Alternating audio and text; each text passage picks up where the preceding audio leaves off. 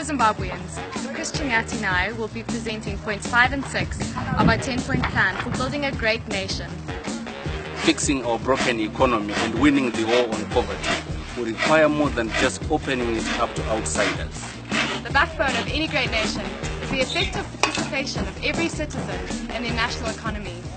We commit, therefore, in point number 5 for our 10-point plan, to build a dynamic new economy from the bottom up as well as from the inside out by unleashing the full potential of the informal sector. We plan to build pathways into the informal economy for the vendor and unleash the creativity of the indigenous innovators, including the iron maker at Siaso, the small-scale miner in Filabosi and Slovela, whose fortune will change dramatically by access to technology and capital. We believe that the scale of economic recovery that our country desperately needs cannot be accomplished without resuscitating the local and provincial economies.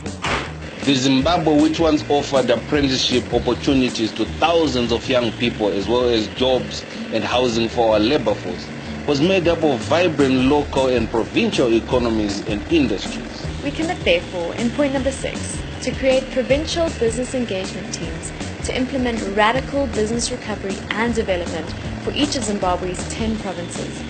That will ensure no province will be left behind as we build a great nation we can all be proud of. And a nation that will meet the needs of all its citizens. Join us next time as we discuss points 7 and 8 of our 10-point plan. Happy Zimbabwe.